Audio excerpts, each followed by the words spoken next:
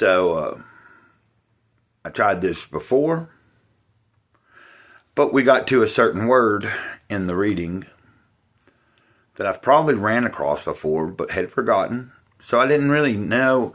I could have gathered what it means in the context of it being read, but I wanted to look it up. And I had not done that when I was in the middle of the first take of this video.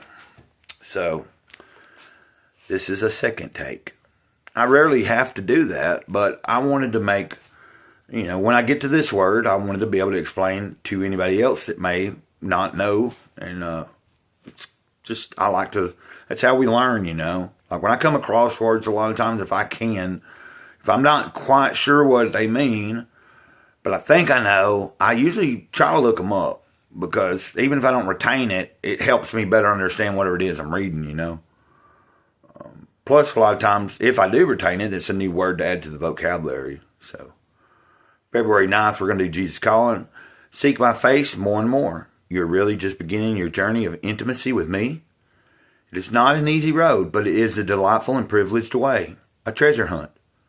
I am the treasure, and the glory of my presence glistens and shimmers along the way. Hardships are part of the journey too. Now this is the word. I mete them out ever so carefully in just the right dosage with a tenderness you can hardly imagine. Now, of course, when I read this to myself, I see that they're talking about giving something out in dosage, but I had never experienced anybody, phrasing anything with the word mete. And so when you look up that word, now I might be saying it wrong, but M-E-T-E. Now, I'm kind of interrupting the reading here, but basically it just means to dispense out. In context in the Bible, when I looked it up, the references were like doling out judgment, like dispensing proper judgment, equal judgment to each, but dispensing it anyway. So that's what you got here. So I mete them out ever so carefully in just the right dosage with the tenderness you can hardly imagine. Do not recoil from my afflictions, since they are among my most favored gifts. And that struck me pretty deep too there. But trust me and don't be afraid, for I am your strength and song. But that part of do not recoil from my afflictions. Don't shy away from the hard times, I guess, is what it's saying. That's what I took from it. Like, on the days that we're having to trudge through and it seems like time's dragging on and maybe we're not having fun and we just want the day to end. You know what I mean? On those days, it's easy to try to back up and back into a corner and recoil and want to be away from the world and not talk to nobody and not do anything. And I've done that plenty of times. Plenty of times I make excuses for that. I go through things. There's times that I go through where I'm just not as motivated to make videos, and I don't like those times. So I'm really enjoying what I've got going on right now so far. And I'm trying to learn different ways to keep the motivation fresh. And another thing I think I'm learning is go at it at a steadier, like I think I'm approaching the channel with a better pace. So I'm wanting to be knowledgeable of that, and especially since I've added a second channel, I don't want to have a burnout, and I don't want to make too many rash decisions or anything that lead me to like a roadblock like I had last year from the second half of the year into, the end of the year.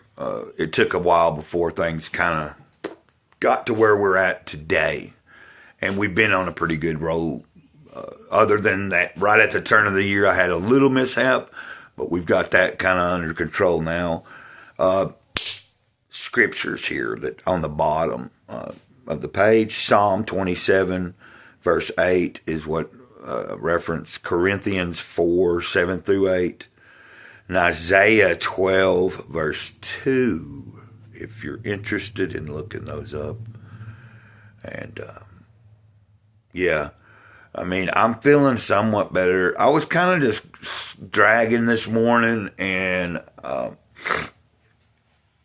in my stomach, I don't know what's been up, but I kind of do know. I ate some stuff yesterday that probably wasn't proper, and then I'm having repercussions. You know, I've mentioned that before. Anything that if I've overindulged in and intake some sugar that I shouldn't be taking in, the next day sometimes I can tell a difference. Like I'm kind of slow in getting started today.